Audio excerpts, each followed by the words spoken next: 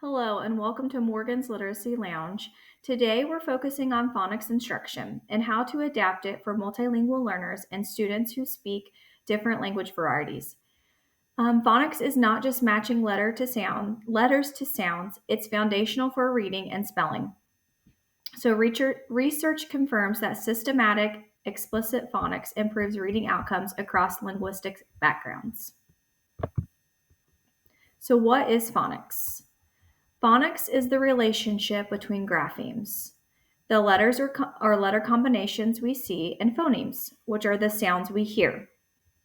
Understanding this connection supports decoding and spelling. And without mastery of sound syllable correspondences, students will struggle to read unfamiliar words. So it is very important that they are able to do these things. So, why phonics matters? When students can automatically decode, our working memory is freed up for comprehension. Struggling decoders can't think about meaning because they're busy trying to identify each word. Automaticity reduces cognitive load, especially for our multilingual learners who are also processing vocabulary and syntax. And we have some different key elements. Strong phonics instruction integrates several key elements. So letter recognition is the first one, and that is the foundation. And then next we have graphophonemic knowledge, and that connects letters to sounds. Decoding is the next one, and it allows children to read words. And the next is morphological awareness, which this supports spelling and vocabulary as words become more complex. And all four of these components help students achieve automaticity and comprehension. Our next slide is considerations for our ELL students. ELLs require additional support because not all English phonemes exist in other language. So, for example, we have our SH and CH that do not exist in Haitian Creole, for example, and the short vowel I does not exist in Spanish. So, modeling our mouth position and using visuals and explicitly showing our tongue and lip placement accelerates acquisition for these students. So, we need to make sure that we're incorporating all of this to better these students and set them up for success. Adaptations for language variations. So, students bring valuable linguistic knowledge. And we should leverage these strengths of these students, and we need to teach transfer skills. So, for example, students who know syllable structures in Spanish can also apply those to English, which is very beneficial. Explicitly teaching irregularities unique to English and scaffold pacing so students can hear and feel and see the differences. Next, we're going to discuss how we can have effective instruction for our English language learners.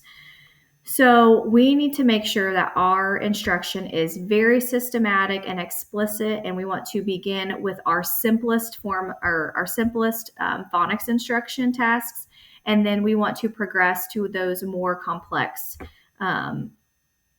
activities next. And then another thing that is very important is we want to use our model, the I do, we do, you do.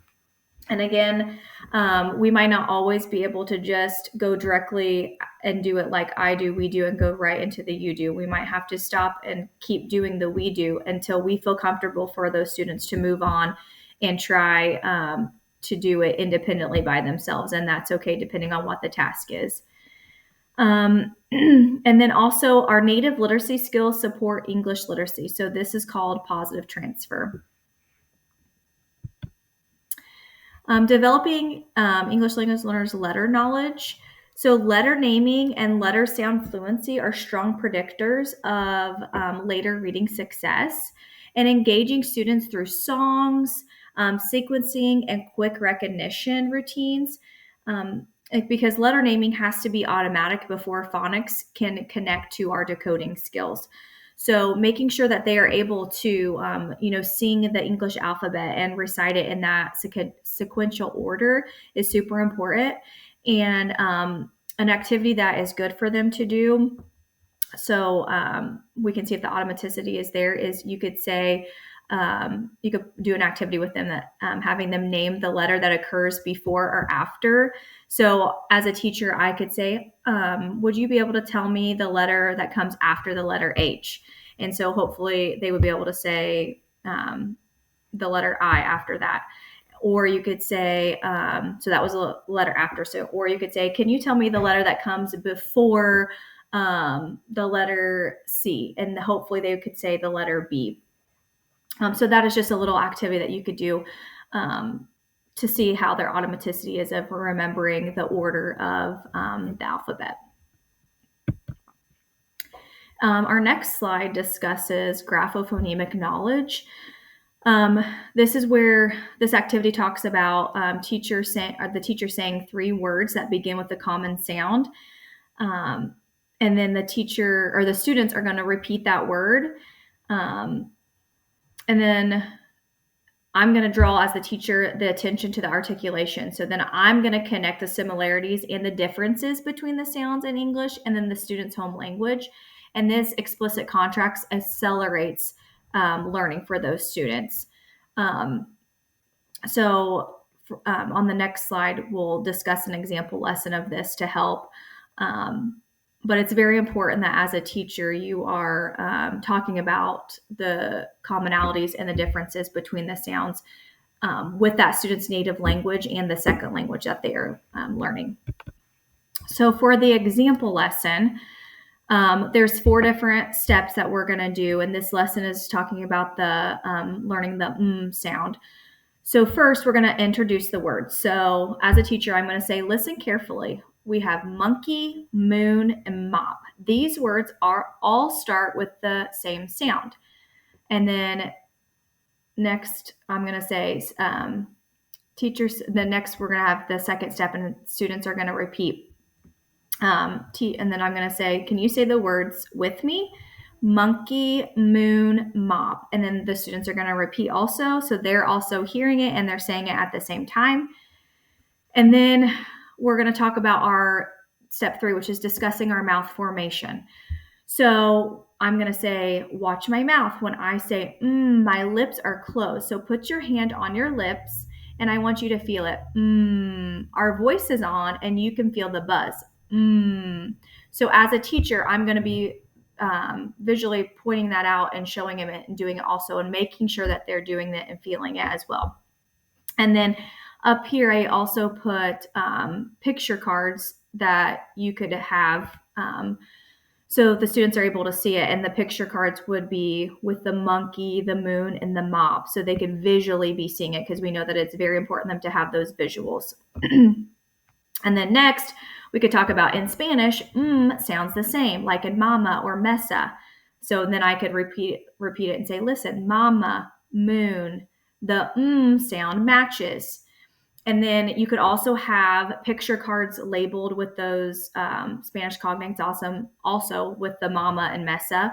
I don't have those on here, but those are something extra that you could have as well to incorporate. So it's just so important and beneficial when you're doing a lesson like this that we have those picture cards or those labels available for those students. And you could even use mirrors, the handheld mirrors. So they're able to see their mouth. Them seeing it themselves is also very helpful. And articulation cues will be helpful during the lesson as well.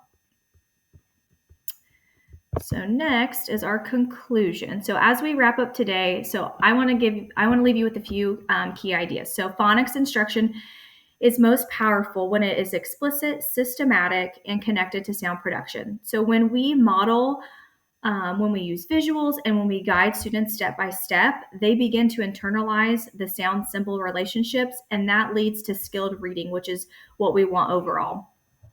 And for our multilingual learners and students who speak language variations, our role is not to correct their language, but to build on their linguistic strengths, which I think is very important for us to remember. Their home language and dialects are assets, and they're not obstacles for them. And many of their phonological and phonemic awareness skills transfer into English. So when we make contrastive differences visible, we help them leverage what they already know.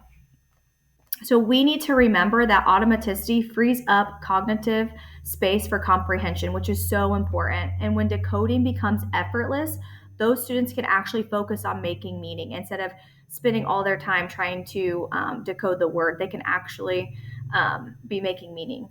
And by teaching phonics explicitly and honoring the language, students bring the students bring with them, we are teaching them not just how to read, but how to see themselves as readers. Thank you for listening.